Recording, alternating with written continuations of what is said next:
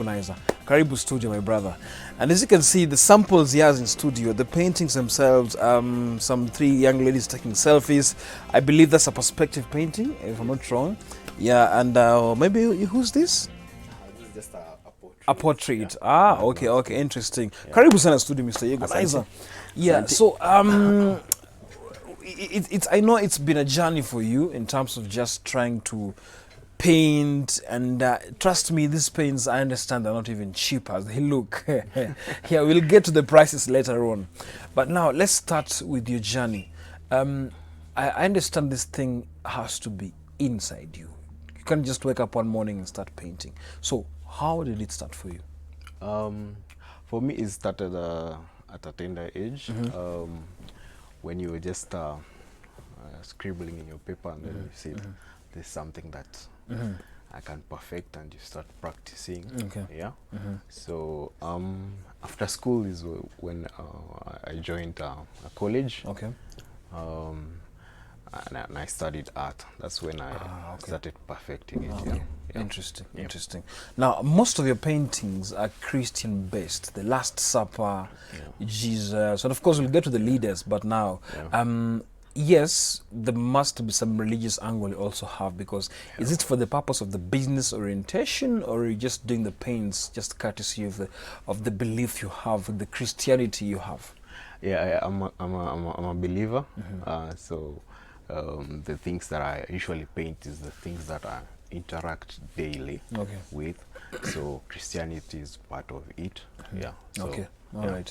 Now, the leaders you've painted, maybe give us the names of those leaders, some of them that you've painted, and you know one day they'll actually just look at this Christian, like Jesus now talking to his disciples, and yeah, so much happening. Like, look at that in the world, so many things you've been doing. But the leaders, the question I asked before, the leaders you've painted, I saw Trump, I saw Barack Obama, maybe a Kenyan leader or a politician you've painted. Yeah, I painted Kenyan leaders. Painted Honorable Raila. I painted the President Kenyatta. Yeah. Okay. Who else? Only those two. Okay. Just two. Okay. Yeah. And now you can see Barack Obama. Of course. Wow, that is a very, very nice portrait over there. Now, are you always hopeful that one day this guy will see this paint and say, Yegonizer, I need that paint home?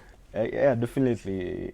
It will one day reach him. Sure. Especially in the days of social media. Yeah, people can just share it, and absolutely. I'm sure. Absolutely. He'll one day see it. Yeah. Let's talk about a clientele. What type of clientele do you always aim for? For me, it's first painting the things that you like. Okay. Not painting what sells. Absolutely. Yeah. Sure. So you paint what or what you like, and what makes you satisfied. Okay. And then the clients will come later. Yeah, but the clients, the middle class is the one that's really selling. Okay. Yeah. Interesting. They don't start buying. You come from the land of champions. Yes, and athletics is a very big thing in that side. Have you done any sporting portraits, like for example athletics? And who are these athletes you've actually done their portraits? I've done a couple of series of athletes. I've done Bremen Kipruto. Absolutely. I've done Kiprop. Done Wanjiru. Yeah. Okay. Interesting. Done a couple. All right. Yeah. Have you ever been reached out by someone you've done his piece or maybe her portrait, anasema nipatie hiyo portrait, kitu kama hiyo, unataka pesa ngapi, vitu kama hizo? Has it ever like happened to you? Yeah, definitely. I've done some portraits, and then people just see it, and then they'll contact me. Yeah. Is it a marketing strategy where like unajua jamaa lazima atanunua? Yeah. Yeah, it's also a marketing strategy. If you just paint a prominent guy, so you know people that like lazima atanunua. the followers. If he retweets the photo. Okay. Yeah, that's where you get. Some leaders and celebrities have been complaining that you expect anything when you go to a new environment. For example, now, when let's say someone like who can we maybe take? Let's say Trump comes to Kenya. Trump had not budgeted for a paint, I know, but he's the president of the United States. But still, from nowhere, someone just come with his paint. He didn't even ask for a paint. Now, you've been seeing this, huh? Yeah, absolutely. For example, maybe the deputy president visiting a country, for example, maybe in Rwanda. Yeah. The DP didn't expect to buy a paint from Rwanda. Yeah. But you see here, he needs to have some security in his pocket just to make sure someone can pop up with a very, very nice portrait. See, how do you guys manage to have the confidence to just go and sit somewhere and, of course, just talk to maybe the communications team of this leader X and you tell them, hey man, I have this nice portrait of our leader. Can I please just go present it to him? Is it also part of your selling point? Because no one refuses. No one can refuse a paint. It will Yes. Have you ever done that? No, I've not done that, but even bigger companies do like that. Okay.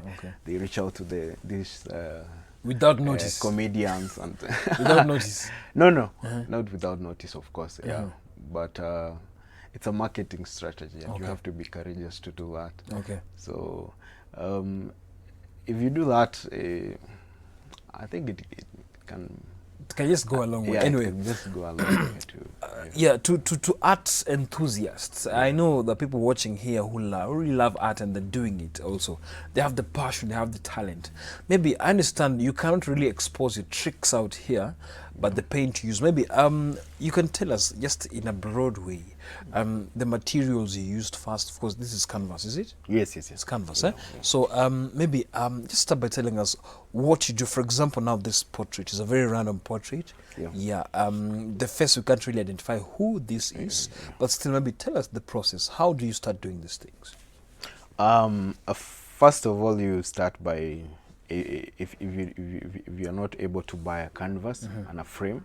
Okay. You can just start by making a frame. Okay. And then stretch a canvas. And then the canvas, you have to prime it first. But what is priming? Priming is applying the first coat of the paint. So that the surface is smooth. Okay. Yeah. And then after that is when you block the canvas. What is blocking? Blocking the canvas is normally when you prime the canvas is usually in a lighter color, maybe white or cream. Okay. Yeah. So you want to remove that color. Okay. That or a light color. All right. And make it dull. Okay. So that makes easier when you're painting. Yeah. So after that is when you start sketching the outlines. Okay. Yeah. And checking your proportions. Okay. When you have your proportion right, Okay. is when now you start applying the different shades and colors. Yeah. Okay. Yeah. Okay. Yeah. Interesting. Yeah. Now, you said you just came up with this portrait. Yes, it's a random portrait. You don't know her. Yeah. Is she your girlfriend? No. Okay. She wife. I have a wife. That's a question from Faith McKenna, who is the producer of this show. Because I think you already told me about this. Now, you know, when you look at the second portrait, the second frame, the three young ladies, and of course some in the background also you having personalities trying to look at what they're doing. Now, this one means the subject also, as far as now some sort of branding also in it, because now behind it, you can see behind the girls here, we can see some signs over there. Now, this could have been like quite some time. It took some time for you to do it. Maybe how do you achieve such? Because now the trees, the sky, the pavement, the flower vase, it's just something like you really have to really work with your space. How do you achieve such? First of all, you have to get your subjects. Okay. So if you can see now this one is you have to get photograph of these ladies. Yeah, so you just do random. You go randomly collecting data, and then you come now. You assess them. the ones that you can paint. Okay. Yeah. Okay. Like you see now, this the photo of the three of them is different with the background. Sure. That's a different photo. Okay. Part of the city. Ah, yeah. okay, interesting. So from there now you'll start the same process of blocking the canvas and then sketching the characters. Okay. Yeah. All right. Yeah. So you can't just start just painting. You have to sketch first and just know your Yeah, boundaries. you have to sketch fast. Yeah. Okay. Yeah. Now, for example, is this a real photo, or maybe just drew their faces, or you No, just... this is a real photo, but Ah. but you. So these three girls exist. These are real faces. They exist, but I've just distorted their face. You can't identify okay. them. So so that you don't get into trouble.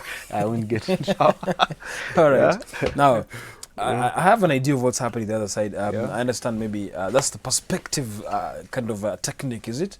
Yeah. Yes. Now, the trees, nature. I understand it's not so easy to kind of come up with also such a drawing, but what inspires you to go with the nature design? Yeah, I grew up in a green place, a very good place. Part of Kericho. Kericho, Momoniat. Yeah.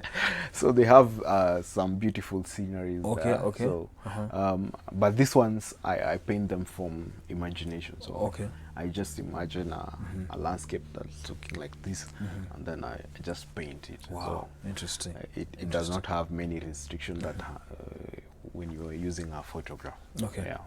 People say it's a very rewarding industry. Very rewarding industry.